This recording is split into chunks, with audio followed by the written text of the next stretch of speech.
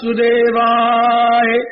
हरि ये परमात्मने प्रेरणात् क्लेश नाशाय गोविंद। नमो नमः गोविंदाय नमो। श्री कृष्ण गोविंद हरे मुरारी। हे नाथ नारायण वासुदेव।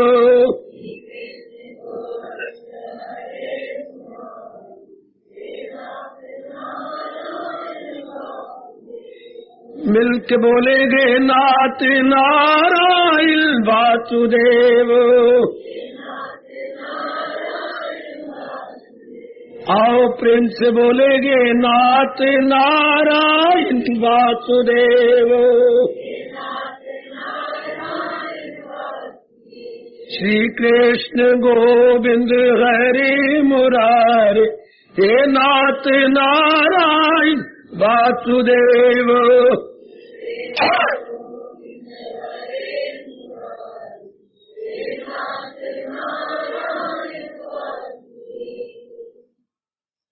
भाग्यशाली कल्याणकामी मेरी देवियों,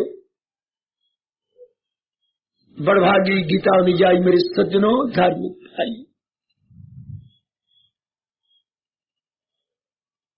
सृष्टि के रचयिता नारायण जी ने, भगवान जी ने, इष्ट देव जी ने मनुष्य जाति को भी बनाया। कई बार कह चुका हूं, बाकियों में और हमारे में बुद्धि में विशेषता है। उनको मेरे मालिक ने सामान्य बुद्धि प्रदान की है मेरे सज्जनों, और आपको भगवान ने विशेष बुद्धि दी है,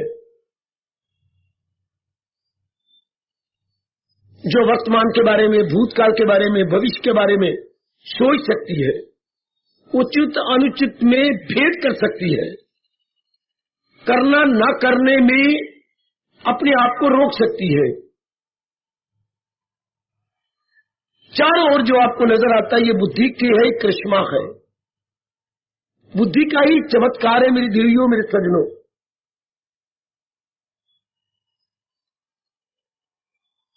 हम लोग जो कल्याणकामी है, भगवान जी से विवेक की नहीं बुद्धि लेने आते हैं।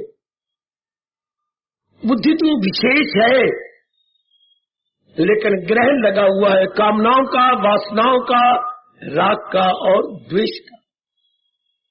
हर एक को हमारे मालिक जी ने, मेरी माताओं, मेरी अच्छी बेटियों, बुजुर्गों, मेरे भाइयों, बुद्धि प्रभु ने दे रखी है ग्रहण के साथ। सूर्य चंद्र का ग्रहण तो कुछ घंटों में मुक्त हो जाता है, चला जाता है, लेकिन इंसान की बुद्धि का ग्रहण मेरे से कुछ बोला न जाएगा। कई जन्मों तक मेरे महाराज जी कहते हैं, जन्म पर जन्म लेके जन्म पर जन्म, बहुनाम जन्मनाम अंते। बड़ी खोज की, लेकिन मुझे कोई अपने मन को समझाने के लिए उत्तर नहीं मिला।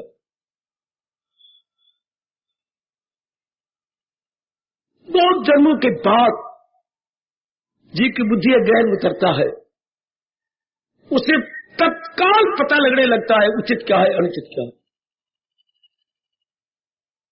जैसे मां बच्चे की गिग्गे कोसे पानी से साफ कर दे तो फौरन देखता है और भाग की सीढ़ियां उतरता है कि मां अब मैं पहले उतर जाऊंगा तेरे से। जब मेरी देवी, मेरे सज्जनों, जीव को समझ आ जाती है, समझ का मतलब अंडरस्टैंडिंग नहीं, समझ का मतलब प्रॉपर इम्प्रॉपर में भेद करना, उचित अनुचित में, तब हमें समझ आ गई। ये नहीं कि जो जहान कर रहा है इस तरह मैं करता जाऊं, ये भी समझी है, ये नालायकी है, मूर्खता है। क्योंकि जहान तो जो कर रहा है दुख पा रहा है। समझ उसकी समझ कही जाती है जो महाराज जी के कथन के अनुसार करे और सुख पाए। सुख पाना शायद आप बताएंगे, सुख पाना क्या होता है? कोई है आप में से जो ये समझा दे सुख पाना क्या होता है? सुख पाए, अर्थात आदि व्याधि उपाधि से दिन ब दिन छूटता जाए। सुख पाने का मतलब होता है शारीरिक, मानसिक, पारिवारिक क्लेशों से, मुसीबतों से निकलता जाए, वो सुख पाएगा।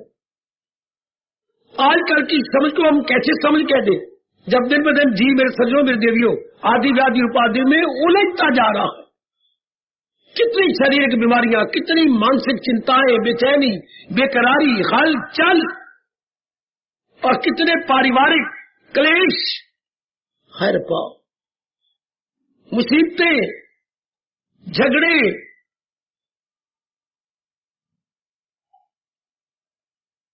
इन तीनों ने, आदि व्याधि उपाधि ने, इंसान का जीना ये हराम करके रख दिया। मेरी देवियों, आपके लिए तो बड़ी भारी मुसीबत खड़ी हो चुकी है। तो जब महाराज जी की मेहर हो जाती है, समझ आने लगती है उचित क्या है, अनुचित क्या है। आज मौज बाहर बनती है। अब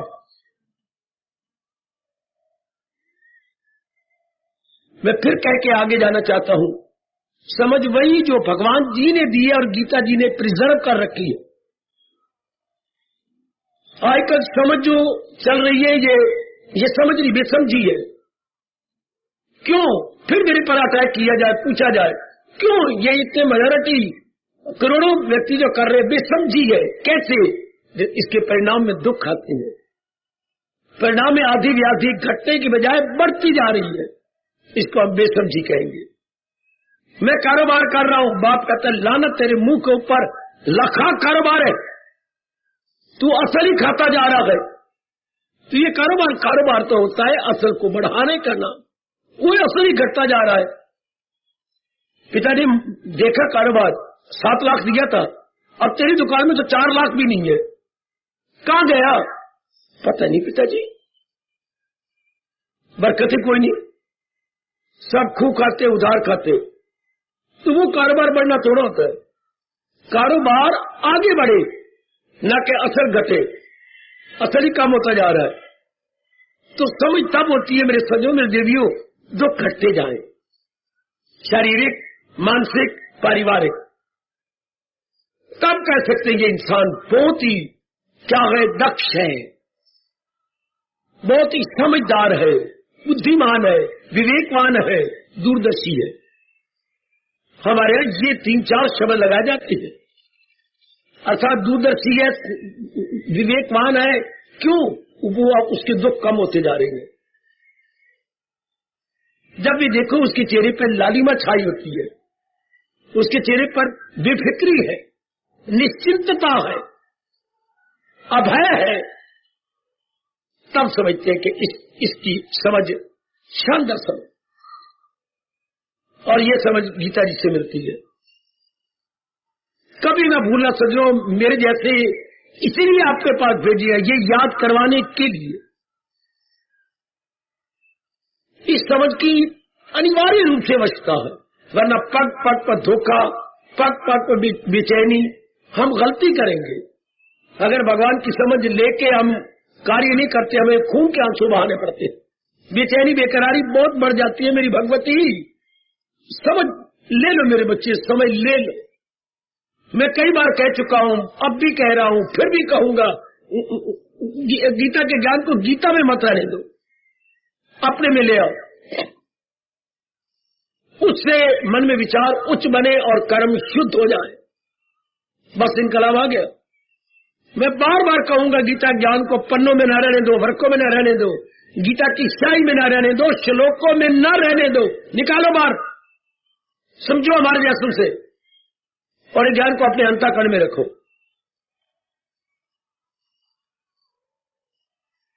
देखिए आपको मैं क्या कहूं,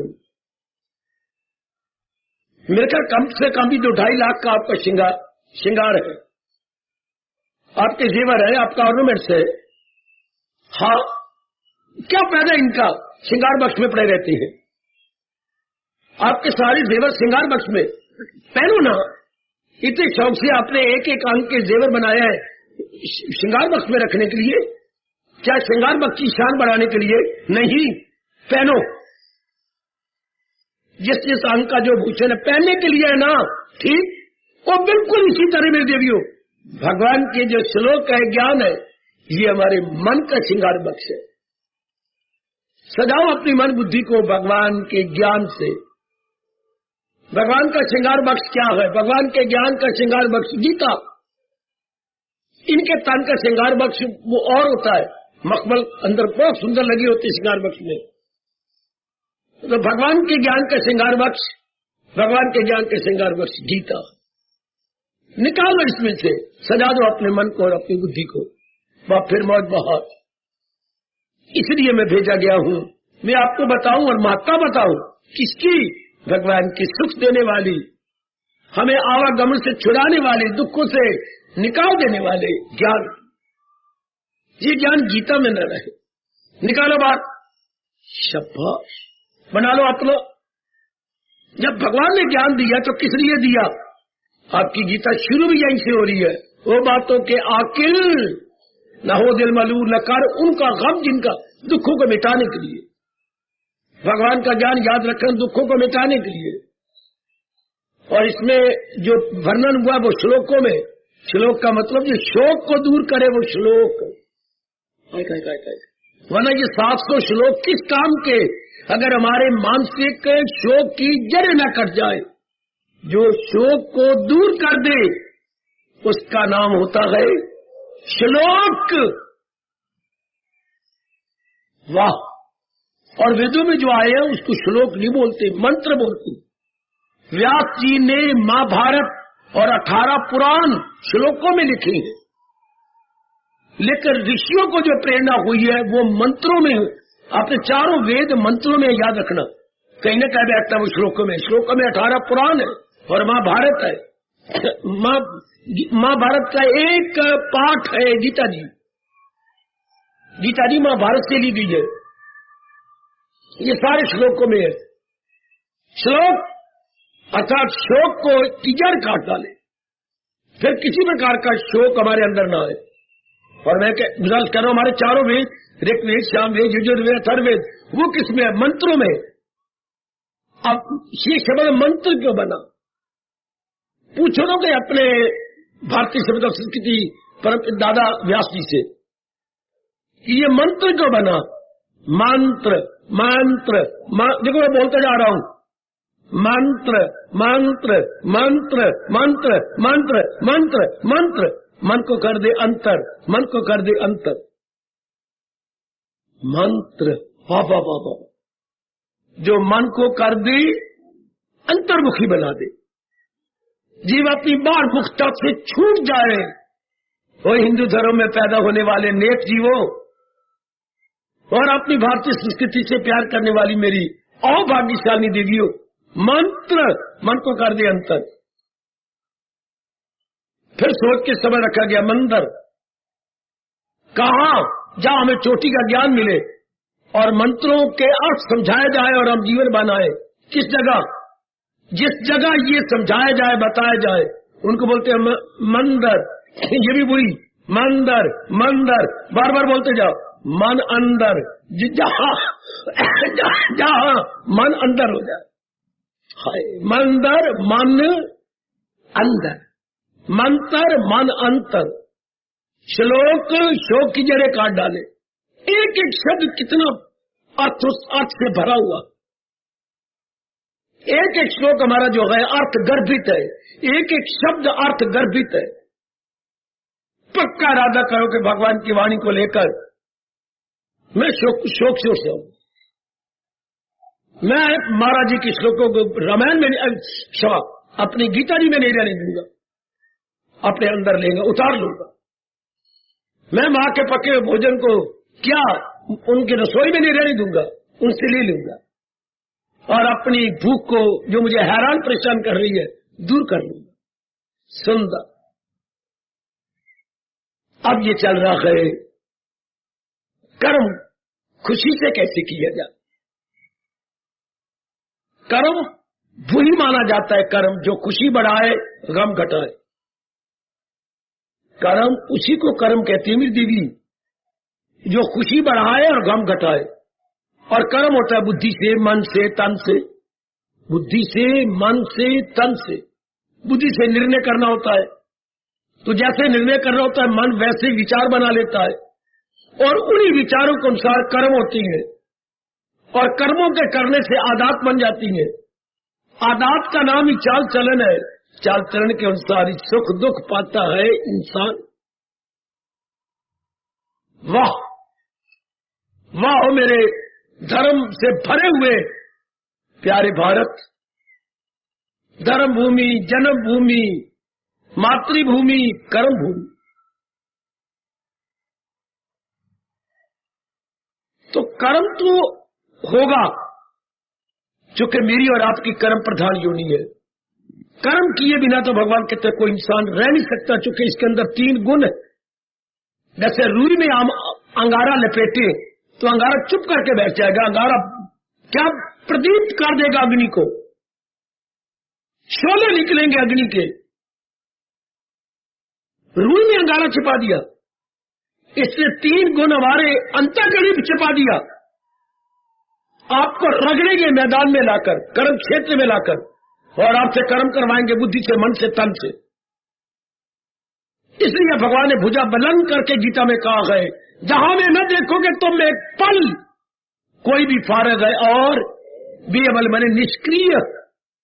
इस जहान में एक अणु या परमाणु भी और खून में जो सेल्स है जीवाणु भी निष्क्रिय नहीं नजर आएगा। निष्क्रिय विदाउट एक्शन।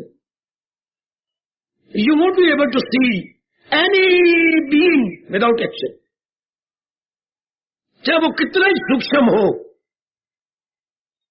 अणु का भी शब्द बनाया गया, परमाणु। परमाणु कोई शब्द नहीं होता है, टुकड़े कर दो क्या बन जाता है? परम जमा अणु, अणु होता सूक्ष्म, सूक्ष्म से भी सूक्ष्मतम परम अणु। इसको इकट्ठा हम बोलते हैं परमाणु। जो अति सूक्ष्म जीव है वो भी कर्म किए बिना से। खून में जो सेल है, इसलिए ब्लड ग्रुप अलग अलग माना गया। हमारा सीधा बोलते हैं 3 ग्रुप होती हैं, सतोगुणी, रजोगुणी और तमोगुणी। ब्लड ग्रुप भी हमारे जो है 3 प्रकार के, उसी को ये बोलते हैं ग्रुप। तो ये जीव को मजबूर करती है। तो भगवान कहते हैं क्यों ना कर्म इस तरीके से किया जाए जो दुखों को घटाए, सुखों को बढ़ाए। कितनी अच्छी बात है ये, कभी किसी ने नहीं बतलाई। हम दुख पाते हैं लेकिन ये विचार नहीं आया वो तरीका क्या है। ये पूछना था सृष्टि बनाने वाले भगवान से, सृष्टि बनाने वाले भगवान से। शाबाश शाबाश। मेरे से नाम ना पूछना। थोड़े दिन हुए एक यंग मैन आए और रो पड़े, पूछे बिना मैं रह ना सका। क्यों? बड़ी मुद्दत से मैं आपको यहां देखता हूं। रो को आज क्यों रोए? मेरे पुत्र ने मुझे जोर का मारा थप्पड़, मेरी गाल देखो। कितनी देर हो गई? थोड़ी देर हुई है। बेटे ने मारा, जोर का मारा, निकल जा घर से। अगर तू हमारी फीसें नहीं दे सकता, रोटी नहीं कर, क्यों मैं पैदा किया तूने? तूने करके मुझे बाहर निकाल दिया। पैदा करने वाला थप्पड़ खा के बाहर आता है और रोता रहा घंटों। मुझे डर था कि आत्महत्या कर लेगा। भगवान ने मेरी सुन ली, नहीं आत्महत्या की, जिंदा है। तूने पैदा किया हमारे, तो हमारे लिए कुछ भी बर्बाद नहीं किया। पैदा क्यों किया हमें? तो जिस सृष्टि वाले ने सृष्टि बनाई, उसने क्या हमें रोने के लिए बनाया, पिटने के लिए बनाया? नहीं, आपको चोटी का ज्ञान दिया। जैसे बाप ने थप्पड़ खाया, चूंकि ठीक है पैदा ही नहीं करता। उससे पहले भी वो नकारा था कुंवारी अवस्था में, धोखा देके शादी की कि मेरा पुत्र ये करता, माँ बाप ने धोखा दिया। गलत मत कह देती है, ये फलानी नौकरी करता, फलाना ये करता। कोई नौकरी नहीं होती, कुछ नहीं होता। आजकल धोखा चलता जी, दुकान पे बिठा देंगे उनके घर देखने वाले, देखो जी दुकान, ये आप क्या काम करती है? हाँ जी, बड़ी दिनों से काम करती है। और झूठ मूठ बता दे घर की दुकान पर, वो काम कोई नहीं करता। इसकी जी इस समय कोई 2000 तनख्वाह है, हम फिर कुछ 2 महीने के बाद बढ़ाने वाले गए, हालांकि 200 भी वो दुकानदार नहीं देता और ना ही वो वहां पर है। कितने झूठ मूठ से लड़की वालों को उलझाया जा रहा है, फंसाया जा रहा है। फिर बाद में ऐसों का परिणाम बहुत गंदा होता है। खैर, उनका काम है। अब हम भगवान का काम था, हमें पैदा किया, अपनी सृष्टि में अपनी सृष्टि के रौनक बढ़ाने के लिए भेजा। इतने नाना प्रकार के जीव जंतु हैं, तभी तो भगवान की सृष्टि को चिड़ियाघर कहा जाता है। जैसे छोटे पैमाने पर चिड़ियाघर आप देखते ही हैं, तो दुनिया में भी जो चिड़ियाघर है ये बड़े पैमाने पर है। उसमें मैं और आप हैं इंसान योनि में, मनुष्य जाति में। तो फिर मनुष्य जाति को शांत कैसे रहा जाए, भगवान ने तरीका बताया। महाराज जी ने ये ज्ञान दिया जीव को। याद रखना मेरे सज्जनों, जैसे पिताजी पैदा करते हैं तो पहले सारा प्रबंध करते हैं बच्चों का, अच्छी आमदनी होती है, शादी भी तब होती है। लड़की वालों को मैं फिर कहूंगा, बड़े ध्यान से लड़कों का आगा पीछे देख के शादी करना। बड़ा धोखा चल रहा है। कोई मैट्रिक पास नहीं है, अंडर मैट्रिक है, 9th क्लास में गई नहीं, अंडर मैट्रिक कह दिया और कहते हैं मैट्रिक है जी, ये तो कॉलेज से निकला है जी। कुछ भी नहीं, बड़ा धोखा, लंबे चौड़े धोखे। लड़के को गंदी बीमारी लगी होती है और धोखे से शादी कर देंगे। लेकिन महाराज जी तो आपके साथ ऐसे नहीं किया, उन्होंने तो आपको चोटी का ज्ञान बख्शा है, जिसे गीता कहती है। इस ज्ञान को साथ लेके चलोगे, 4 दिन आराम से कर्म करेंगे, आराम से रहेंगे, आराम से चले जाएंगे। जाना तो है हमें इस जहान को छोड़कर, चूंकि जहान फानी है, कुछ तो हमने करना ही है। पर कितना बढ़िया तरीका भगवान ने बताया। इन दिनों चल रहा है 5वां अध्याय, कर्म संन्यास योग। अर्थात कर्म भी करते जाए और साथ हमारा परलोक भी बनता जाए और दुख भी ना हो। आम के आम गुठलियों के दाम, इसी को कहती है आम के आम गुठलियों के दाम। आम का हमें रस तो ले लिया, परिवार ने खूब आम चूसे, गुठलियां अलग बिक गई। जो हमने उसकी गिटके निकाली, आम से जो गिटक निकलती है, जो गुठलियां निकलती है, वो अलग बिक गई। शाबाश, बहुत अच्छी। इस तरह कर्म हमने किए तो क्या परलोक भी साथ साथ बनता गया और इस लोक में भी सुख से दिन काटे। ये जो भगवान बता रहे कि ऐसा शौक पैदा करो कि ये है जिससे सुख से जिया जाए, कर्म भी होते जाए, हमारे जो फराइज है, हमारी जो ऑब्लिगेटरी ड्यूटीज है, वो भी पूरी होती जाए। शाबाश, परलोक भी बनता। और क्या चाहिए? 10 दिला तेन होर की चाहिए, वो है बड़ी मौत की बात। इसलिए इसको फिर कर्म नहीं कहते, कर्म करने की कला कहती। ये कर्म करने की हुनर है। मेरे नेक जीवों, मेरी नेक माताओं बेटियों, इसको अंग्रेजी में आर्ट कहेंगे। चोटी का आर्ट सबसे पहले ये है, बाखुशी जीना। सुनो मेरी देवियों, इसके बाद और आर्ट गिनाए जाते हैं या गिने जाते हैं। पहला ये आर्ट है खुशी से जी लेना। और हिंदू धर्म कहता है गलत, यह आधी बात है खुशी से जीना नहीं, खुशी से शरीर को भी छोड़ देना, क्योंकि वो भी तो एक दिन आना है हमारे सामने। तो कला तब कला है खुशी से जिए, और जब भगवान का बिगल बजे खुशी से इस काया को छोड़ दिया जाए, तब कहेंगे हम जीने की कला। तो वो इन पहले 6 अध्यायों में सिखाया गया है, जो कर्म योग प्रधान है। कर्म योग प्रधान पहले 6 अध्याय। अब ये 5वां चल रहा है, 5वां अध्याय। देखिए जरा गौर कीजिए, मैं जरूर प्रार्थना करूंगा हर बुजुर्ग, हर अपने भाई से, हर अपनी मैया और हर अपनी कल्याण कामनी देवी से शौक पैदा करो कि ये कला मैं सीखूंगी। जैसे स्वामी जी महाराज गुरुदेव ने हमारे अंदर ये भाव सदा के लिए बिठा दिया कि ये ज्ञान हम सीखेंगे, ये कला हम सीखेंगे। लानत अगर ना सीखे तो हम जरूर सीखेंगे। इस तरह आप शौक पैदा करो। शौक पैदा करने से कोई भी चीज सीखने में बड़ी सरल हो जाती है। सरल, सुबोध, सुग्राह्य, 3 शब्द लो अपनी राष्ट्रभाषा के, सरल, सुबोध और सुग्राह्य, जिसे जल्दी जल्दी पकड़ा जाए, सुब्र आसानी से, सुबोध जल्दी से समझ लिया जाए, जल्दी समझ ली जाए, सरल जिसे समझने में कठिनाई न हो, सरल सुबोध शीघ्र ही। कितने प्यारे शब्द बनाए। ये संभव है, भाई एक शौक पैदा हो जाए तो वो बात सुग्राह्य हो जाती है। सुग्राह्य बहुत अच्छा।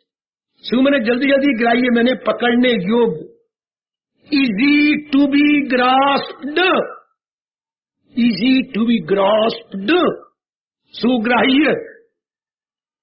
अच्छा, जरूर शौक पैदा करें। मेरी में ना है, आपके हर एक की जिगर में ये शौक पैदा हो जाए कि भगवान के ये जीने कला हम सीखेंगे। पांचवा अध्याय इसमें बड़ी मदद कर रहा है। बस ये मन में रखिए कि हम ये बाखुशी जीने कला सीखेंगे तो भगवान जी फिर एक एक श्लोक द्वारा और हर श्लोक के एक एक शब्द से हमें ये कला सिखा रहेंगे। हर श्लोक के एक एक शब्द से, बेटी वो विद्या तो हमने पढ़ ली काजों की, उससे सिर्फ कमाना सीख जाएंगे। कमाओ, ये विद्या है बाखुशी जीना, बाखुशी तन को, ये विद्या और है। इस विद्या को विद्या कहना पाप है, ये ब्रह्म विद्या है। वो विद्या थी लौकिक विद्या, ये अलौकिक विद्या। वाह वाह, वो है लौकिक, संसार से संबंध रखने वाली, ये है अलौकिक, क्या भगवान से संबंध रखने वाली लौकिक विद्या, अलौकिक विद्या। वाह, ये जो महाराज जी में बता रही है, इससे बाखुशी जी लेंगे, बाखुशी जिंदगी के दिन काट लेंगे, जीवन भारू नहीं होगा, शरीर भारू नहीं होगा, गृहस्थ आश्रम भारू नहीं होगा, बड़ी खुशी से काटते चले जाएंगे। और वो दिन भी आना है जबकि काया और परिवार सारे को छोड़ के निकल जाना है, तो वो भी जाना भारू नहीं होगा, क्योंकि हर रोज उसकी तैयारी होती रहती है। और मैं दीवार न बनूं, महाराज जी के साथ ले चलूं, फरमाती हैं जो योगी है, मैं प्रकाश डालूं। योगी का अर्थ बाल बड़े हुए या बाल कटे हुए या विशेष प्रकार के कपड़ों में मलबूस नहीं। योगी का मतलब जिसका मन बेताब है बालाजी जी में मिल जाने के लिए। समझो मेरे सजनों, समझो मेरी देवियों,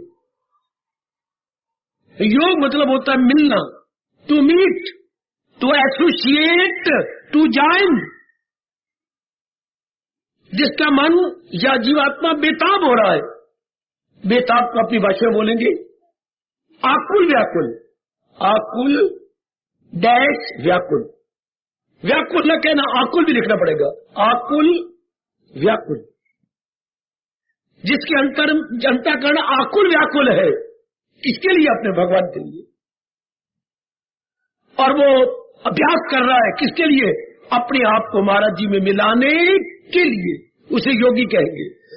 जिसके अंदर ये तमन्ना, आजकल पखंड, अंदर आकुल व्याकुलता होती नहीं, बाहरी रूप में कपड़े बदल लेंगे, मालाएं लटका देंगे। आजकल तो क्या बन गया, एक शो वाला वक्त बन गया। महात्मा लोग जिनको बोलते वो भी एक शो ही हो गए। तो महाराज जी कहे जो योगी है, अर्थात जिसमें बेताबी है अपने आप को भगवान में एक में करने के लिए, जैसे श्री गंगा जी बेताब है सागर में एक में को जाने के लिए। 2-3 दृष्टांत दूंगा जो महापुरुषों दिए। जैसे गैया जिसका अभी 20 महीने से पहले बछड़ा हुआ है, बेताब है जंगल से घास चढ़कर अपने बच्चे को दूध पिलाने के लिए। जैसे पक्षी बेताब है घोंसले में नए नए बच्चे को चोगा देने के लिए। जैसे एक दुल्हन जिसकी मंगनी कोई 2 सालों से है, बड़ी बेताब है अपने आप को अपने पति के साथ मिलाने के लिए। ये कुछ दृष्टांत दिए गए हैं। इसी तरह जीवात्मा बेताब हो जाती है अपने असली घर भगवान के लिए, उसको योगी कहते हैं। वाह वाह, ये कब बेताबी आती है? जीव कब आकुल व्याकुल होता है? जब समझ आ जाती है कि मेरा कल्याण भगवान के बिना हो ही नहीं सकता। मैं नाना प्रकार के दुखों से भगवान के बिना संभव ही नहीं है कि आदिवादी पादी सदा के लिए मेरे से रूठ जाए, चले जाए, भगवान के बिना असंभव है। तब मन में भगवान के लिए बेताबी हो जाएगी। स्वयं पर कई जन्मों के बाद ये बेताबी होती है, ये बेकरारी होती है, ये व्याकुलता छा जाती है, जिनमें ये स्वाभाविक व्याकुलता है। तो बनावटी, जैसे आप देख रहे हैं आजकल साधु महात्मा भगवे कपड़ों को पूरा पूरा बदनाम कर रहे हैं। वो नहीं, वो तो एक पखंड है जो बड़ी सजा पाएंगे भगवान से। जिनके मन में व्याकुलता है, शाबाश, उसको हमारे भगवान जी योगी कह रहे हैं। मिलाना चाहता है अपनी जीवात्मा को अपने इष्टदेव के साथ योगी। और बेताबी भी सहनी है, हर चले मन के अंदर। कब वो दिन आएगा जब मैं अपने आप को भगवान में तलीन कर पाऊंगा? कब वो दिन आएगा जब मैं अपने इष्टदेव के योग्य बन जाऊंगा? तरसता है, कभी रोता है, कभी हंसता है, कभी रोना, कभी हंसना, कभी गमगीन हो रहना। मोहब्बत क्या भले चंगे को दीवाना बनाती है। कभी हंसना, कभी रोना, कभी गमगीन हो रहना। मोहब्बत क्या भले चंगे को दीवाना बनाती। भला चंगा इंसान होता है दीवाना बन जाता है, सियाना इंसान होता है जल्लों की तरह व्यवहार करता है। ये इसको बोलते हैं बेताबी, बेकरारी। उसको हमारे सरताज और मन के राजा भगवान कृष्ण निर्दिव्य कह रहे, जो योगी है। अब हो गया ना ये मन वचन कर्म से सच्चा और पक्का योगी। सच्चा और अपने पर घटाइए, सचमुच हम सबके साथ सच्चे और पक्के योगी हैं। वाह, क्या उपस्थित मेरी माताएं, मेरी अच्छी बेटियां सच्ची और पक्की योगिन है। इतनी बेताबी मन में है, इतनी बेकरारी मन में है कि एक एक दिन गुजरता जा रहा है और जिंदगी घटती जा रही है। तुम्हें कब अपने आप को तलीन कर पाऊंगी? और भगवान साधन बताते, लीजिए। पर जो योगी है, कमाल कर दिया अपने कृष्ण जी ने, आपने अवतारी जाता, जो योगी है, जो पखंडी नहीं है, जो सिर्फ जमाने से इज्जत मान बढ़ियाई नहीं लेना चाहता, बल्कि अपने आप को अपने हजूर में एक में कर देना चाहता है, वो योगी है। अच्छे मेरे वाले, सरशान लगातार जो महाराज जी ने कहा उसमें जुट रहा होगा। ध्यान देना जरा, एक एक शब्द का कमाल का। जो योगी है वो लगातार योग कमा रहा होगा, अर्थात लगातार अपनी मन बुद्धि को अपने निर्मल कर रहा होगा, सूक्ष्म कर रहा होगा। निर्मल करना, सूक्ष्म करना, वो अभ्यास कर रहा होगा, चिंतन करता होगा, मनन करता होगा, एकांत में बैठा होगा। वो ये बार बार विचार करता होगा कि एक भगवान ही सत्य है, बाकी जो कुछ है ये थोड़े दिनों की बात है, ये सब जाने वाला है। और इस बात को उसने बड़ा गहरा उतार दिया अपने अंतःकरण के अंदर। मेरे सजनों, ओ मेरी देवियों, वो लगातार जुट होगा, निरंतर महाराज जी में लग रहा होगा। अच्छा, फिर क्या होगा? क्या वो निकम्मा होगा? भगवान कहते ना, मैं नहीं चाहता। भले वो योग कमारे, मनन करे, लेकिन कर्मों में लगा हुआ हो। ध्यान दो मेरे सजनों, आपके लिए है, मेरे जैसे भगोड़ों के लिए नहीं, जो संसार को, गृहस्थी को, परिवार को छोड़ छोड़ा के, परिवार वालों को रोते हुए छोड़कर निकला है बाहर। ये उपदेश आपके लिए है। हमारे जो भगवान ने केवल एक बारी कहा, और वो भी शायद भगवान ने संकोच में कहा, न वाबस्तगी रिश्ता हो, न घर से, न जन से, न फर्जंद से, बाकी सब कुछ आपके लिए है। अब वो जो योगी है वो लगातार जुट रहा होगा और कर्म भी कर रहा होगा, लेकिन कर्म अपना धर्म और कर्तव्य समय के कर रहा होगा। छोड़ेगा फल के लिए नहीं, मुझे इस कर्म से ये मिलेगा नहीं, इस समय मेरा कर्तव्य है इस कर्म को करना, इज्जत के लिए नहीं, फल के लिए नहीं, मान के लिए नहीं, पदवी के लिए नहीं, या संसार की किसी और वस्तु को प्राप्त करने के लिए नहीं ना, वो इस चक्कर में नहीं पड़ेगा। क्योंकि जो चीज इच्छा से प्राप्त की जाती है उसके साथ ममता हो जाती है, और जो प्राप्त करने के लिए बेताबी होती है उसको कामना कहते हैं। जो वस्तु प्राप्त नहीं उसकी कामना, जो वस्तु प्राप्त है उसके साथ हमारी ममता, आसक्ति। प्राप्त वस्तु के साथ ममता और अप्राप्त के लिए कामना। फिर समझो जरा कितना बुरा चक्कर चल पड़ता है। प्राप्त वस्तु के जो प्राप्त हो गई उसके साथ ममता, मोह, और जो अप्राप्त है उसके साथ हमारी क्या हो जाएगी? कामना। मोह भड़वा इंसान, गंदा इंसान, यदि वो महाराजी के लिए नहीं जुटा और संसार के लिए जुटा तो दोनों तरफ से मार खाएगा। जो अभी आप प्राप्त है मेरे मन को बेचैन बेकरार करे, कब मिलेगी, मुझे क्यों नहीं मिलती, इसके बिना चारा नहीं। और जो प्राप्त है उसकी ममता मुझे कहेगी, मेरी माँ कुछ हो गया, मेरी पत्नी कुछ हो गया, इनको कुछ ना हो, ये जीता रहे, मेरे काके कुछ। उधर से भी मार खा रहा है। जैसे किसी को इधर मार रहा है, इधर मार रहा है, इधर मार रहा है, इधर मार रहा है। ऐसे इंसान की कितनी दुर्दशा जिससे दोनों तरफ से थप्पड़ लग रहे हैं। आज का पढ़ा लिखा इंसान नालायक बन चुका है, दोनों तरफ से मार खा रहा है। जो वस्तु प्राप्त नहीं है उसकी कामना खाई जा रही है बेचैन, जो प्राप्त है वो एक जैसी नहीं रह रही, उसकी ममता खाई जा रही है। हाय हाय हाय हाय।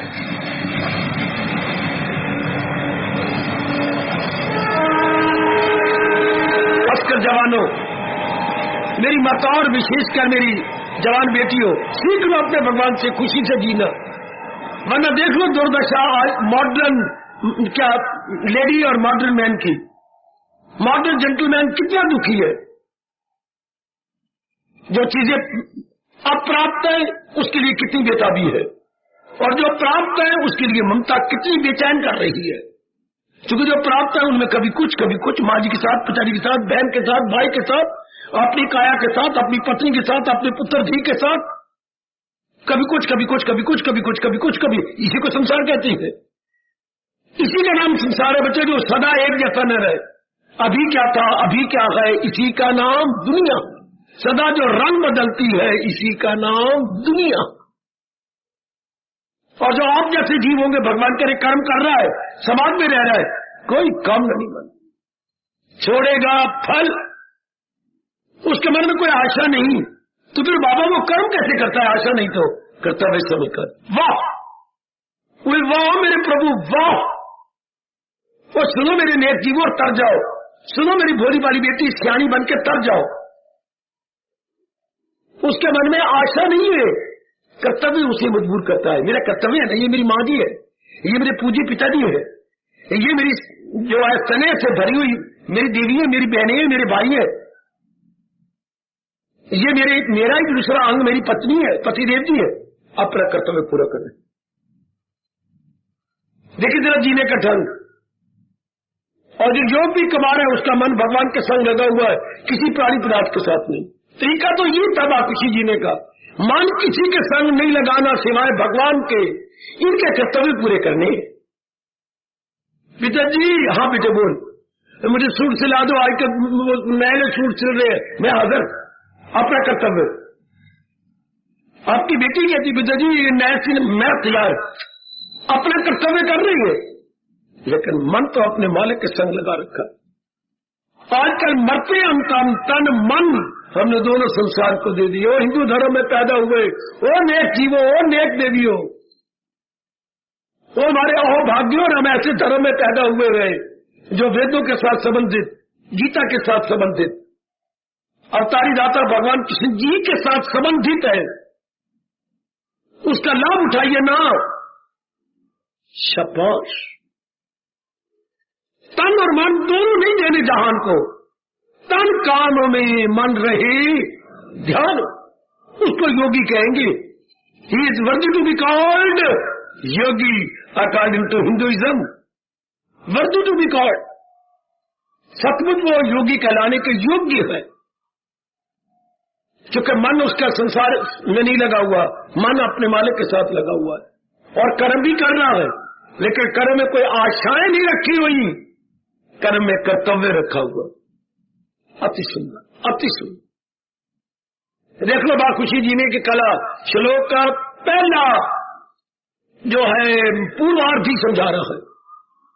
द वेरी फर्स्ट पार्ट, श्लोक के 2 पार्ट होती है, पूर्वार्ध और उत्तरार्ध। द वेरी फर्स्ट लाइन यही हमें जगाई जा रही है कि योग तो मैंने कमाना है और गृहस्थाश्रम समाज में भी रहना है, मन करके नहीं, अपना कर्तव्य करके। समझो ना, हमारे जैसों से जो कर्तव्य वो हमने पूरा करना है, चिंता करके नहीं, बेचैनी से नहीं, बेकरारी से नहीं, मार्ग से दिव्य शक्ति लेकर हमने अपने कर्तव्य कर्म करने हैं। जो योगी है संसार छोड़ेगा फल, उसको किसी आशा नहीं है मन में। और कितनी आशाएं, कितनी होप्स एंड एक्सपेक्टेशंस सुने नहीं, यही से तो मूर्खता शुरू हो जाती है। नहीं, मैं कर्तव्य कर्म कर रहा हूं, आगे जानी मेरी भगवान। तकिया कलाम तो हमारे ये होना चाहिए, चर्चित शब्द तो हमारे ये होने चाहिए थे। अपनी ओर से पुरुषार्थ करो, आगे भगवान भीतर जानते हैं। मैं शर्क वर्क नहीं हूं, मैं हार्ड वर्कर हूं। शर्क वर्क नहीं हूं, मैं हार्ड वर्कर हूं। मैं काम चोर नहीं, मैं हड्डियां तोड़ हूं। ओए काम चोर नहीं, शर्क वर्कर को बोलते हैं काम चोर। और आपको मेरे भगवान कहते हैं काम चोर नहीं, हड्डियां तोड़, हार्ड वर्कर। रगड़ रहे अपनी हड्डियां, लगे जा रही है। कोई हमारे मन में आश नहीं है, देखते रहना। सुकून अबद लाए उसके अमल, तो जो उसके कर्म है, जो इस तरीके से समाज में रह के कर्म कर रहा है, सदा रहने वाली शांति मेरे कृष्ण कह रहे हैं, उसके योग्य बन रहा है। सदा रहने वाली शांति को प्राप्त करने के योग्य बनता जा रहा, शाश्वत शांति के योग्य बन रहा है। सुनो मेरे कलयुग में गृहस्थाश्रम में रहने वाले जीवों, कल्याणकामी मेरी देवियों सुनिए, भगवान हमारे कह रही है, हमारे अवतार दाता कह रही है कि वो शाश्वत अर्थात परमानेंट, अटर्नल एंड प्रीमियम शांति लेने के योग्य होता जा रहा। दुनिया में 2 चीजें हैं, एक होती है स्थायी, एक अस्थायी। दुनिया में 2 प्रकार की चीजें हैं, स्थायी और अस्थायी। हमारे से पूछो स्थायी किसे कहते हैं? जैसे गंगा जी का जल स्थायी है, 12 महीने बहता, इसे हम कहेंगे स्थायी नदी। ये हमारे बिल्कुल पास घग्गर है, ये क्या, ये मौसमी है, ये अस्थायी है, ये सीजनल है। अंग्रेजी बोलेंगे सीजनल, जो केवल सीजन में बहे। और वो क्या है? प्रीमियल, जो 12 महीने बहे, 12 मासी, ये मौसमी। तो भगवान जी कहते हैं उसको कैसी खुशी मिलेगी? मौसमी नहीं, सदा रहने वाली खुशी उससे मिलेगी। जो योगी है और लगातार जुटा हुआ है और फल की चालनी आशा नहीं रखी हुई, कर्तव्य को सामने रख रहा है, उसे क्या मिलेगा? सदा रहने वाली शांति बोलेंगे। और जो कुछ दिनों की हो उसे शांति नहीं बोलते, उसे खुशी बोलते हैं। अंग्रेजी में प्लेयर बोलते हैं। सदा रहने वाले प्लेयर को हैप्पीनेस कहते हैं। वो हैप्पीनेस भगवान से मिलती है। प्लेयर किसी स्थान से, व्यक्ति से, पदवी से, कमाई से। जो खुशी होती है वो किसी के द्वारा होती है और वो थोड़े देर रहती है। और जो शांति होती है वो अपने अंदर से होती है, जो सदा रहती है। ये कुछ दिन रहेगी जो किसी के द्वारा है। तो महाराज जी कहते हैं जो कर्तव्य कर्म अपना निभाई जा रहा है और जो योग कमाई जा रहे हैं, वो बड़ी जल्दी सदा रहने वाली शांति के योग्य बन रहा। यही बात शुरू में ये तो भगवान बताते हमें, या माँ बताती, या फिर पिताजी होती है, या फिर कुल गुरु होती है। कोई भी तो ऐसा अजीब समय भारत में आ गया है, कोई भी हमें सच्ची राह पर, सुख की राह पर नहीं डालते। सारे हमें दुख की राह पे डाल के तमाशा देखती है और हम बड़े जलील और बर्बाद होती है, बहुत बर्बाद होती है। क्या बोलूं, हमारे देश में एक कहावत है और वो लागू हो रही है करोड़ों पर, चिड़िया दी मौत, आगे क्या बोलूं, गवारा दा हादसा। चिड़िया मरती जा रही है और चिड़ी मार ताड़ियां मार रही गए। हम जीवों का बुरा हाल हो रहा है और समाज वाले कह रही है क्या सुंदर तमाशा है ये। उनके लिए तो हमारा ये हम तमाशा है और हम चुड़ के मर रहे हैं। नहीं, हम अपने भगवान के ज्ञान को प्राप्त करेंगे, खुद भी शांत रहेंगे, अनेकों को शांति प्रदान करेंगे। मालिक बड़े खुश होते हैं जो खुद भी शांत रहे और जिस ज्ञान से वो शांत रहे वो दूसरों को एक प्रसाद रूप में दे दे। मेरे मालिक मेरी वाणी पर विश्वास करना बड़े खुश होते हैं, खुद भी शांत रहे और शांति का उपाय जो वो कर रहा है दूसरों को दे दे। चूंकि अपना देश का कण कण पुकार के कह रहा है जो सीखो किसी को सिखाते चलो, जैसे दिए से दिए को जलाते चलो। एक दीपक जल गया, उसके संग 50-60 दीपक और भी 50-60 दीपक को जलाने के लिए क्या हम बार बार दिया सलाई निकालेंगे और रगड़ेंगे? नहीं, एक दीपक जलाने के बाद उसी दीपक का सिरा बाकी दीपकों के साथ लगा के जलाते जाएंगे।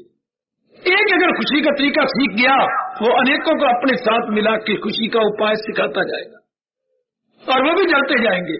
जो सीखो किसी को सिखाते चलो, दिए से दिए को जलाते चलो। ये अपने देश की सभ्यता है, संस्कृति है।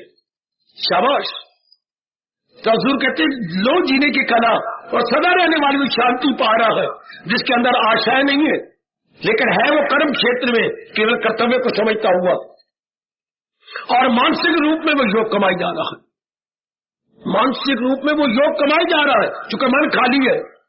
मन कब बेचैन होता जब आशाएं भर ली जाए, जब बेचैनी भर ली जाए तब हमारा मन हलचल में जाए। जब मन में कोई आशा नहीं, कर्तव्य कर्म कर रही है लेकिन आशाओं से खाली है, भगवान कहते ये नेक इंसान अपना योग कमाई जाएगा। क्योंकि मन अंगेज नहीं है, मन खाली है, उससे योग कमाया जाएगा।